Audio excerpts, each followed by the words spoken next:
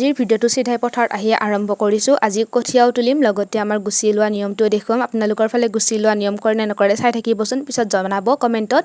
আৰু এইফালে পাহি সৰু ভাগিনী দুজনী, আৰু এইফালে আছে আমাৰ মা। আৰু দেখুৱাই আছোঁ এইফালে আমাৰ কঠিয়াতলিৰ ডবলটো কিমান ধুনীয়া সেউজীয়া হৈ আছে চাওকচোন পৰিৱেশটো।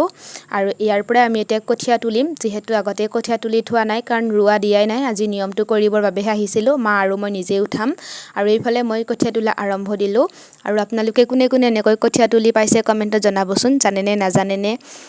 মই পিছে আগৰে পৰা তোলোঁ, আৰু এয়া কঠীয়া তুলিব লৈছোঁ ধুনীয়াকৈ। হোৱাই নোহোৱাই যিখিনি পাৰোঁ এনেকৈয়ে তোলোঁ, প্ৰত্যেক বছৰে অলপ হ'লেও তোলোঁ।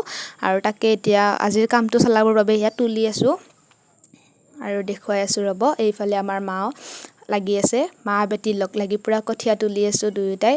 আজি অকল সামান্যকৈ নিয়মটোহে কৰি থৈ যাম, অকণমান তুলি ফালে যিখিনি পাৰোঁ, কাৰণ ৰোৱা দিয়াই নাই কৈছোঁৱে নহয়, কঠীয়া তুলি থোৱাই নাই।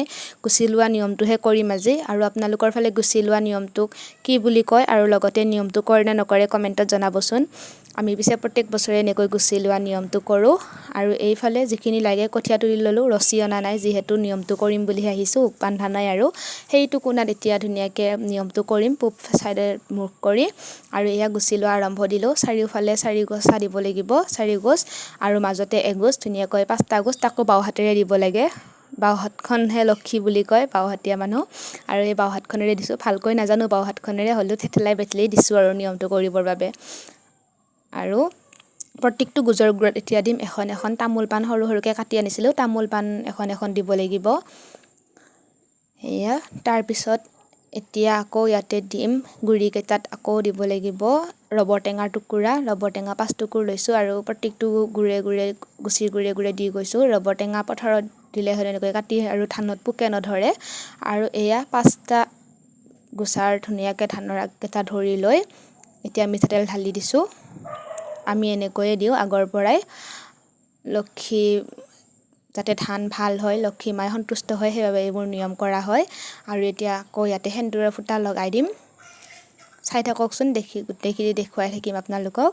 আৰু এই মায়ে যে লৈ আছে ক'লা কচুৰ পুলিটো, এইটোও হেনো ৰুব লাগে। এইটো ৰোৱাৰ বিশেষ কাৰণ মই নাজানো বাৰু, কিন্তু এই ক'লা কচুৰ পুলিটো এনেকৈ আমি আগৰে পৰা ৰুওঁ, আৰু সেইবাবে এইবাৰো ৰুই দিলোঁ। আৰু ৰুব লাগে হেনো, কি কাৰণ, ইয়াৰ কাৰণটো মই নাজানো বাৰু। ধান ভাল হয়, আৰু এই নিয়মখিনি কৰিলে লক্ষী মা ধুনীয়াকৈ ধানখিনি ভাল হ'ব বুলি আত্মবিশ্বাস, লোকবিশ্বাস। সেয়েহে এইবোৰ নিয়ম আমি আগৰ পৰাই কৰি আহিছোঁ, আৰু এতিয়াও কৰি যাওঁ, এনেকৈ আগলৈও কৰিম। আৰু ইফালে আগলতি কলপাতখনত এতিয়া অলপমান মাহ দিব লাগিব, গোটা মাটি মাহ প্ৰত্যেক বছৰে এনেকৈ তিয়াই লৈ আনোঁ। আৰু ইয়াতে আগলতি কলপাতখনতে অকণমান দিছোঁ, আৰু এতিয়া ধূপকেইডালো ধুনীয়াকৈ জ্বলাই দিছোঁ। আমি পিছে পথাৰত চাকি নিদিওঁ, সেয়ে এনেকৈ ধূপকে জ্বলাই নিয়মটো কৰিছোঁ। দি দিলোঁ, আৰু এইফালে আমাৰ গছা লোৱা নিয়মটো হৈ গ'ল। এতিয়া আজিৰে পৰা ৰোৱা আৰম্ভ দিব পাৰি। আৰু এইখিনি আছিলে গছা লোৱাৰ নিয়ম, গুচি লোৱাৰ নিয়ম। আৰু এই মাহকেইটা যে আনিছিলোঁ, এনেকৈ এতিয়া আলিত ছটিয়াই দিম। আৰু এই মাহকেইডাল ধান কটাৰ সময়ত আকৌ আমি পাওঁৱেই খাবৰ বাবে, 2 এডাল গজে নহয়, তাতে ধুনীয়াকৈ ফলো লাগে। আৰু ধুনীয়াকৈ শস্য আমাৰ ধান খেতি ভাল হ'বৰ বাবে এইবোৰ নিয়ম কৰা হয়, যাতে ধুনীয়াকৈ ধানবোৰ হয়। আৰু ইহঁত দুটাক দেখিছেনে, বোকাত পূৰা উমলি জামলি ফুৰিছে, লুতুৰি পুতুৰি হৈ দুয়োটা। আৰু এতিয়া মা মই ৰোৱা আৰম্ভ দিছোঁ। আমি পিছে আজি ধুনীয়াকৈ এয়া কঠীয়া আমি সজা লগোৱা বুলি কওঁ, ইয়াতে আমি সজা লগাইছোঁ, একেবাৰে ঘনকৈ ডাঙৰ ডাঙৰ গোজকৈ দি গৈছোঁ।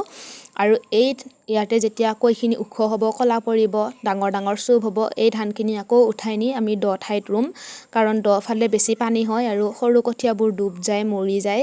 সেয়েহে এনেকৈ সজা লগা কঠীয়া আমি প্ৰত্যেক বছৰে ৰুওঁ। এতিয়া মা মই যিমানখিনি পাৰোঁ আজি এনেকৈ সজা লগাই থৈ যাম বুলি এয়া কঠীয়া উঠাই ধুনীয়াকৈ ৰুই আছোঁ। এইখিনি ধান পূৰা ঘনকৈ ৰোৱা হৈছে, আৰু ডাঙৰ ডাঙৰ গোজ দিয়া আছে। ইয়াৰ পৰা আকৌ উঠাই আকৌ 2-3 গছ হোৱাকৈ দখিনিত ৰুব লাগিব। আপোনালোকক দেখুৱাই থাকিম বাৰু, তাৰ বাবে আপোনালোকে মোৰ পেজটো ফ'ল' কৰি থ'ব। আৰু এইখিনি আমি আজি ৰুলোঁ, মা আৰু মই লগ লাগি, দুজনী মানুহ কিমান ৰুম, তাতে কঠীয়া তোলা মানুহো নাই, নিজে তুলি তুলি ৰুলোঁ। আৰু যিখিনি আমাক সজা কঠীয়াৰ প্ৰয়োজন হয়, সেইখিনি আমি আজি সজা লগালোঁ, মা আৰু মই ধুনীয়াকৈ সেইখিনি ৰুলোঁ।